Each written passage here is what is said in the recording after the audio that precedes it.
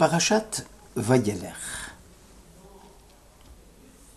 Vous êtes placés aujourd'hui tous en présence de l'Éternel votre Dieu, vos chefs de tribu, vos anciens, vos préposés, chaque citoyen d'Israël, vos enfants, vos femmes et l'étranger qui est dans tes camps, depuis le fendeur de bois jusqu'au puiseur d'eau, afin d'entrer dans l'alliance de l'Éternel ton Dieu et dans son pacte solennel, par lesquels il traite avec toi en ce jour, voulant te constituer aujourd'hui pour son peuple et lui-même être ton Dieu, comme il te l'a déclaré et comme il l'avait juré à tes pères, Abraham, Isaac et Jacob.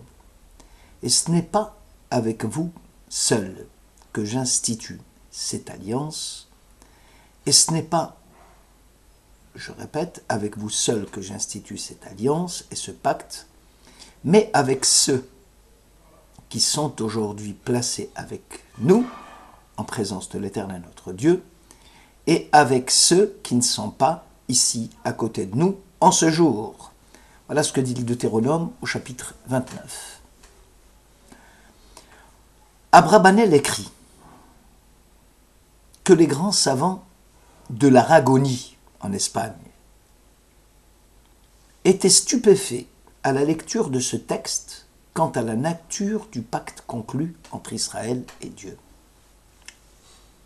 J'institue cette alliance avec ceux qui sont aujourd'hui avec nous, en présence d'Éternel, et ceux qui ne sont pas aujourd'hui avec nous. L'objet de leur étonnement consistait dans l'engagement pris au pied du Sinaï par la génération du désert, à l'intention de toutes les générations juives à venir. Abrabanel explique longuement qu'un débiteur qui décède, sa dette est transmissible en même temps que ses héritages à ses ayants droit. Dieu, en nous libérant de l'Égypte, nous rendit alors des serviteurs à Dieu dont le corps est acquis à Dieu. À la suite du Sinaï, le premier pacte fut conclu entre Dieu et Israël, et l'âme juive fut acquise à son tour à Dieu. L'alliance contractée ici est celle qui concerne l'héritage de la terre d'Israël. La terre d'Israël n'est pas une terre héritée. Seulement, la terre d'Israël, Eretz Israël, est une terre méritée. C'est un dépôt ou un emprunt conditionné par l'accomplissement des mitzvot. En conséquence, chaque génération est incluse dans le pacte initialement contracté. D'une part, à cause du serment prêté par les anciens, et d'autre part, par fait d'acquisition. L'alliance de la Torah comme celle du pays d'Israël constitue le patrimoine commun à tout Israël à travers ses générations, et en même temps qu'un engagement et un acte collectif. Rabbeinu Bechaye explique que l'alliance est un devoir, en même temps qu'un privilège. Certes, elle engage le peuple juif dans sa totalité, mais lui procure en même temps la garantie d'une pérennité sans limite. Le pacte est une loi fondamentale, constitutionnelle, qui oblige les fils à respecter l'acceptation de l'engagement initial. La foi juive devient ainsi fidélité profonde à des événements sacrés. Croire dans le judaïsme, c'est se souvenir, et non pas seulement accepter la vérité d'une liste de dogmes. L'idée de la révélation du Sinaï, c'est un engagement vis-à-vis de cette révélation. Il appartient à chaque juif d'examiner son attitude à l'égard de cet engagement, à l'instar des relations sociales qui s'installent entre les individus et qui se nourrissent et qui se développent. Si nous savons rester fidèles à la promesse du Sinaï que nous avons faite, et aux accords auxquels nous avons participé. Notre fidélité à Dieu ne peut se maintenir que si l'événement passé était encore présent et se déroulait sous nos yeux. Les patriarches sont nos racines qui donnent naissance à nous, leurs branches. La racine transmet la vitalité à la branche. Et par cette transmission, elles restent dépendantes les unes des autres. Nos sages illustrent le propos en affirmant que les âmes créées au moment de la genèse du monde jusqu'à l'eschatologie étaient toutes présentes au Sinaï. Dès lors, le verset précité en introduction s'adresse aussi bien aux âmes existantes à l'heure où Moïse leur parlait, comme à celles absentes, mais déjà préexistantes au temps de Bereshit. Le Maharal de Prague écrit « L'alliance entre Dieu et l'Éternel ne peut en aucune façon être rompue par l'une ou l'autre des parties contractantes. Et cela est indépendant de la fidélité d'Israël à ses engagements passés. Ce moment ne passe pas le Sinaï, il détermine tous les autres moments de notre existence. Le 3e jour de l'exode des fils d'Israël du pays d'Égypte, en ce jour, ils arrivèrent au désert du Sinaï. Pourquoi ce jour-ci au lieu de ce jour-là? Parce que le jour du don de la Torah ne peut jamais devenir un passé. Ce jour-là, c'est ce jour-ci, c'est chaque jour.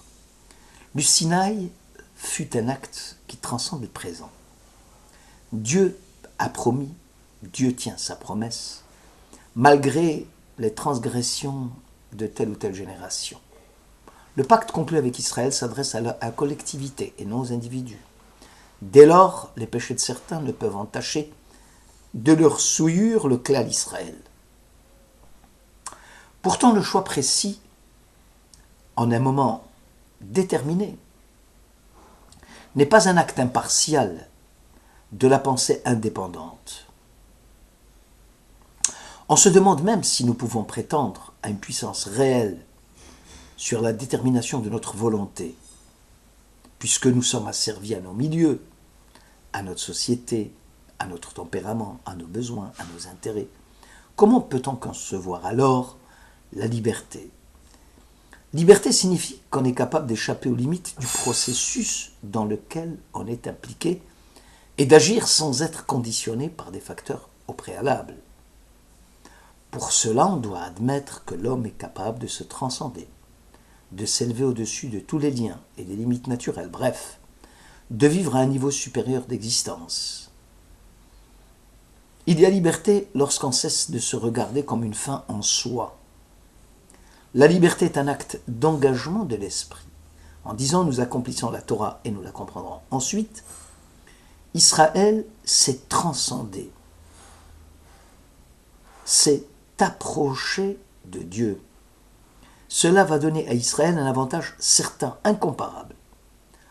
Celui d'avoir été doté soudain du pouvoir de percevoir le monde entier, être pénétré d'une crainte de Dieu et qui fut une expérience nouvelle. Cet esprit de crainte qui submerge le monde est l'expérience d'un acte de Dieu en faveur de l'homme. L'alliance entre Dieu et Israël est un témoignage vivant de la façon dont Dieu se penche vers l'homme. Dieu sort de son mystère pour devenir accessible à l'homme. Le Sfat Emet, citons le prophète Michée, écrit « Moi l'Éternel, je n'ai pas changé. Ani Hashem lo shaniti. Et vous les fils d'Israël, vous ne périrez jamais, car vous êtes le lot de Dieu. » Il est inconcevable d'imaginer une transformation radicale s'opérant dans le clan d'Israël. Il y a un point central qui constitue le noyau fondamental de la cellule juive et qui ne peut subir de modification. En chaque élément de la communauté d'Israël se trouve une parcelle de l'esprit du Sinaï enfoui. Malgré tous les traitements de choc que l'on peut faire subir à la cellule constitutive de ces éléments, le noyau n'est jamais affecté par ces accidents de l'histoire. Et l'alliance du Sinaï consiste à faire revivre et à saisir l'exceptionnel et l'instantané qui s'est figé dans notre esprit. À nous inclure dans l'intuition vraie du Sinaï, celle de ressentir le caractère unique, ineffable, d'un événement incomparable à chaque instant de notre existence.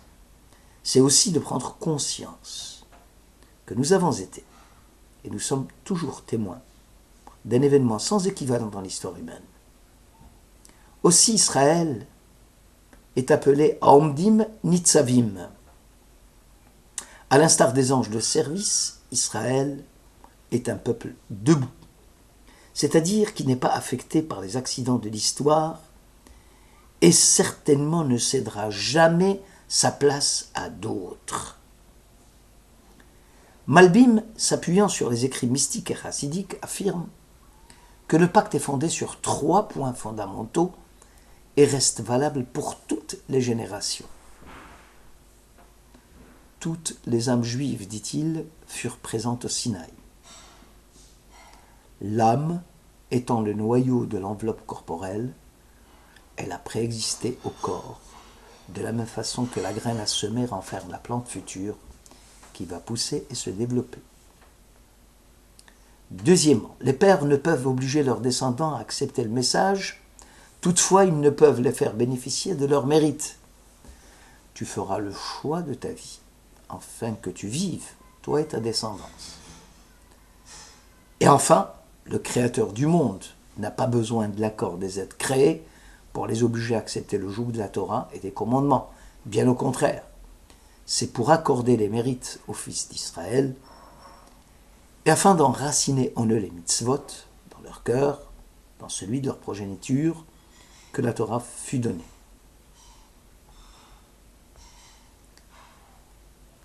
Voilà 3 réflexions de nos grands maîtres concernant la révélation du Sinaï. Et qu'en est-il aujourd'hui? Selon le rabbin Soloveitchik, l'homme moderne aujourd'hui veut réussir. Hélas, il veut réussir même son aventure avec Dieu. S'il se rend dans le lieu de culte et apprécie le cérémonial, il n'aspire pas encore à la foi qui exige que l'on se donne sans réserve à Dieu dans un acte de sacrifice, mais il escompte la réciprocité. Il conclut une alliance mercantile. Il veut négocier les faveurs et échanger des biens. Il souhaite que la foi s'adapte à l'humeur et au tempérament des temps modernes. Oublions que la foi est aussi immuable que l'éternité elle-même.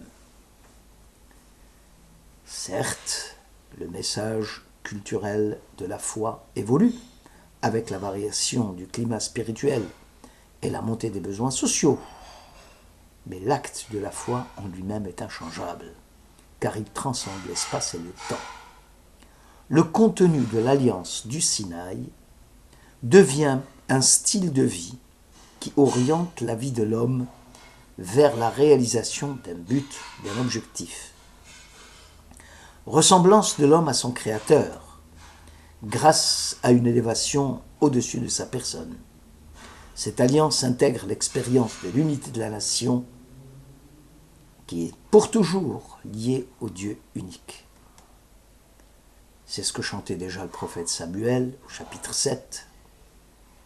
Tu es unique, et ton nom est unique, et qui est comme ton peuple Israël, peuple unique. Shabbat Shalom.